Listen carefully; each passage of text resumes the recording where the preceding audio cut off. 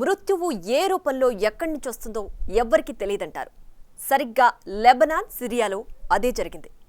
ఎవ్వరు ఊహించింది. ఇప్పటిదాకా ప్రపంచంలో ఎక్కడా జరగని విధంగా ప్రత్యర్థుల్ని చంపే కొత్త టెక్నిక్ తెరపైకొచ్చింది. సైబర్ అటాక్స్ గురించి విన్నాం, డైరెక్ట్ అటాక్స్ చూసాం. కానీ సెల్ ఫోన్కి ముందు వర్షన్ అయిన పేజర్స్ను పేల్చేసి మారణ హోమం సృష్టించడం ప్రపంచవ్యాప్తంగా తీవ్ర కలకలం సృష్టించింది. సైబర్ ఎక్స్పర్ట్స్ కూడా ఇలాంటి దాన్ని చూడడం ఇదే తొలిసారి అంటున్నారు. బ్యాటరీలను ఒక్కసారిగా ఎలా పేల్చేశారు, ఏం జరిగి ఉంటుందన్నది ఇప్పుడు డీకోడ్ చేసే పనిలో ఉన్నారు.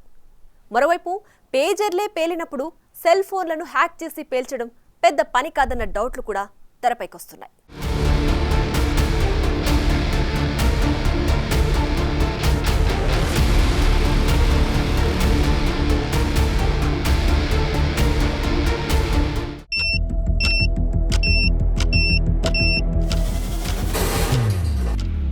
మనం ఇప్పటిదాకా రకరకాల సైబర్ నేరాలు చూసుంటాం. హ్యాక్ చేసి అకౌంట్లలో డబ్బులు కొట్టేయటం, వెబ్సైట్లు హ్యాక్ చేయటం, పవర్ గ్రిడ్లను డౌన్ చేయటం, రహస్య సమాచారాన్ని దొంగిలించటం, ఇవన్నీ రెగ్యులర్ గా జరుగుతున్నవే. కానీ అసలు సిసలు సైబర్ టెర్రరిజం అంటే ఏంటో లెబనాన్, సిరియాలో జరిగిన ఈ ఘటన చూస్తే అర్థమవుతుంది.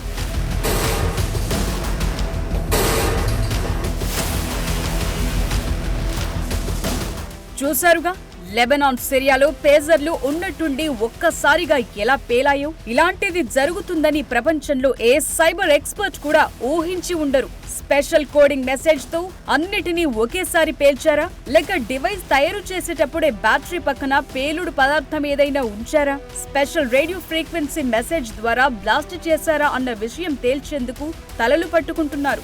నిజానికి భవిష్యత్తులో యుద్ధాలు ఎదురెదురుగా పడి బాంబులు విసురుకోవటాలు, తుపాకులతో కాల్చుకోవటాలు ఉండవని ఇదివరకే క్లారిటీ వచ్చింది. అంతా సైబర్ యుద్ధమే. ఇంటర్నెట్ ద్వారా పనిచేసే లిథియం అయాన్ బ్యాటరీలు ఉన్న ఏ డివైస్ నైనా పేల్చేయొచ్చని ఈ ఘటన రుజువు చేసింది. అంతేకాదు, ప్రపంచానికి కొత్త భయాలను పరిచయం చేసింది.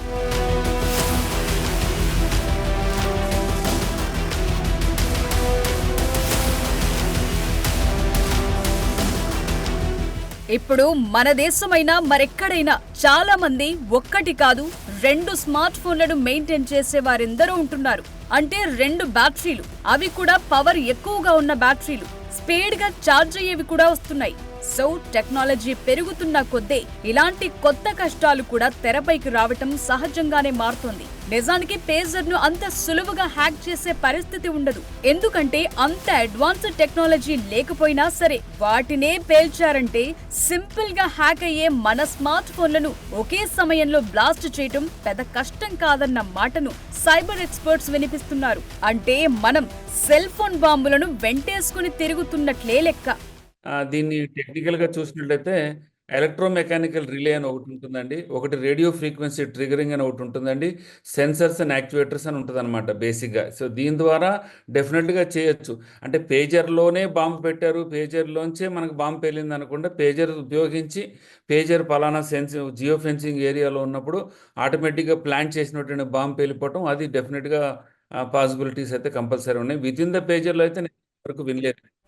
లెబనాన్, సిరియాలో పేలిన పేజర్ల బ్లాస్టుల్లో 9 మంది చనిపోయారు, 3000 మందికి పైగా గాయపడ్డారు. చనిపోయిన వారిలో 2 హిజ్బుల్లా ఎంపీల కుమారులు, మరో హిజ్బుల్లా సభ్యుడి కుమార్తె కూడా ఉంది. గాయపడిన వారిలో లెబనాన్లో ఇరాన్ రాయబారి కూడా ఉన్నారు. హిజ్బుల్లా చీఫ్ హసన్ నస్రుల్లాకు గాయాలు కాలేదని తెలిసింది. చాలా మందికి చేతులు, ముఖానికి గాయాలయ్యాయి. పక్కాగా చూస్తే ప్రత్యర్థులే టార్గెట్ గా పేలుళ్లు జరిగాయి. ఉన్నట్లుండి అన్ని ఒక్కసారిగా పేలిపోయాయి. వాటిని దగ్గరగా పెట్టుకున్న వారి ప్రాణాలు పోయాయి, మిగతా వారికి గాయాలయ్యాయి. ప్రస్తుతం ఇజ్రాయెల్, లెబనాన్ మధ్య వార్ నడుస్తోంది. ఈ దాడుల్లో హిజ్బుల్లా గ్రూప్ కీలకంగా ఉంటోంది. వీరు తమ కమ్యూనికేషన్, కదలికలు, లొకేషన్ తెలియకుండా ఇప్పటికీ పేజర్లు వాడుతున్నారు. ఇటీవలే తైవాన్ తయారీ సంస్థ గోల్డ్ అపోలో నుంచి 5000 పేజర్లను హిజ్బుల్లా కొంది. ఇప్పుడు పేలినవి కూడా అవే. ఫుల్ ఛార్జింగ్ లో ఉన్నవి మాత్రమే పేలాయంటున్నారు. 50% కన్నా తక్కువ ఛార్జింగ్ లో ఉన్నవి తక్కువ ఎఫెక్ట్ చూపించాయంటున్నారు. ఈ బ్లాస్ట్ దెబ్బకు పేజర్లు తుక్కయ్యాయి, కార్లలో అద్దాలు కూడా పగిలిపోయాయి.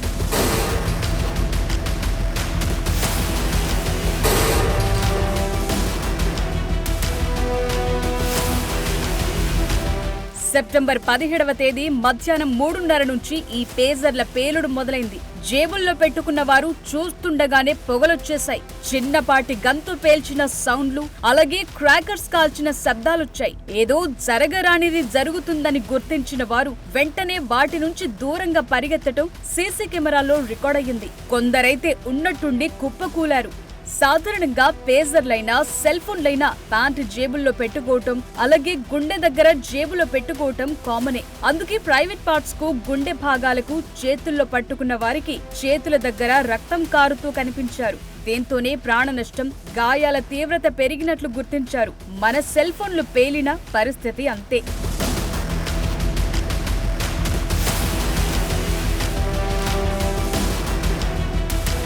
పేలుడు మొదలైన తరువాత గంట పాటు ఇలా అన్ని బ్లాస్ట్ అయ్యాయి. ఇక అంబులెన్సులు రోడ్డెక్కాయి. గాయాలతో, రక్తాలతో హాస్పిటల్స్ కు జనం తాకిడి పెరిగింది. ఈ ఘటన లెబనాన్, సిరియానే కాదు, ప్రపంచమంతా తీవ్ర సంచలనానికి కారణమైంది. ఎందుకంటే ప్రత్యర్థిని లేపేయాలంటే ఇలాంటి లిథియం అయాన్ బ్యాటరీ డివైజులు సరిపోతాయన్న సబ్జెక్ట్ తీవ్ర భయాందోళనలకు దారితీస్తోంది. నిజానికి సాఫ్ట్వేర్ అటాక్స్ చూస్తుంటాం, కానీ ఇప్పుడు పేజర్ల విషయంలో జరిగింది హార్డ్వేర్ అటాక్. ప్రపంచంలో ఇంతకు ముందు ఇలాంటివి జరగలేదు, ఎవరూ చూడలేదు కూడా. ఇజ్రాయెల్ స్పై ఏజెన్సీ పని అని లెబనాన్, హిజ్బుల్లా ఆరోపించాయి. నిజానికి టెక్నాలజీలో ఇజ్రాయెల్ చాలా అడ్వాన్స్డ్ పొజిషన్ లో ఉంది. అలాగని ఈ దాడి ఇజ్రాయెల్ చేసిందనటానికి ఇప్పటి వరకు ఆధారాలు బయటకు రాలేదు. తామే చేశామని ఏ సంస్థ కూడా ప్రకటించుకోలేదు.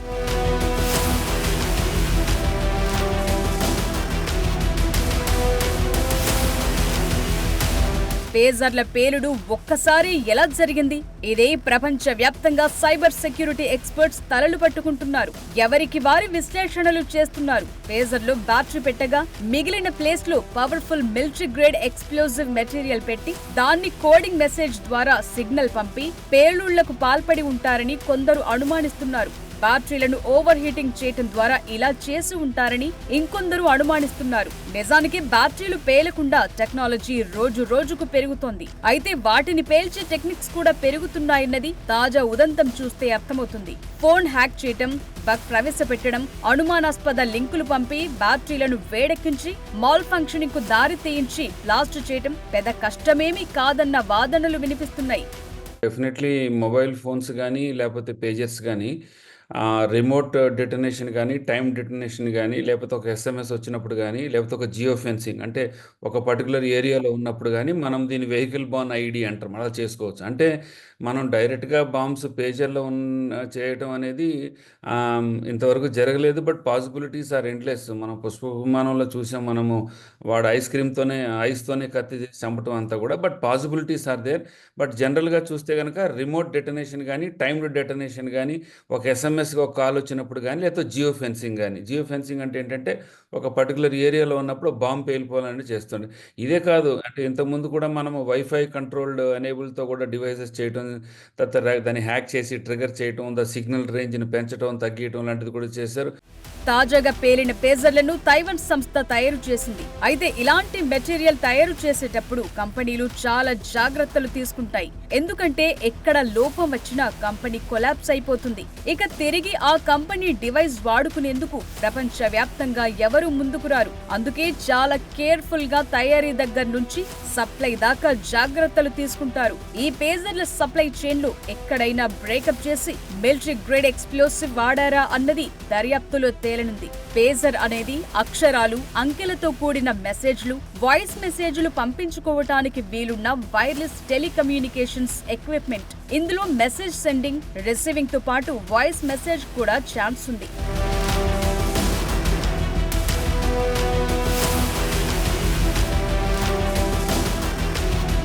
ఇజ్రాయెల్, హిజ్బుల్లాల మధ్య చివరిసారి 2006లో యుద్ధం జరిగింది. అప్పట్లో అది 6 వారాల పాటు కొనసాగింది. ఆ యుద్ధంలో లెబనాన్లో 200 మంది వరకు హిజ్బుల్లా సభ్యులతో పాటు 1000 మందికి పైగా లెబనీస్ జనం చనిపోయారు. ఇజ్రాయెల్లో 160 మంది మరణించగా వారిలో ఎక్కువ మంది సైనికులే ఉన్నారు. గత ఆగస్టు నుంచి మళ్లీ ఇజ్రాయెల్, హిజ్బుల్లా మధ్య వార్ నడుస్తోంది. ఇది జరుగుతుండగానే ఇలా పేజర్లు ఒక్కసారిగా పటాకుల్లా పేలిపోయాయి. దీనిపై సైంటిఫిక్ సెక్యూరిటీ ఇన్వెస్టిగేషన్ జరుగుతోంది.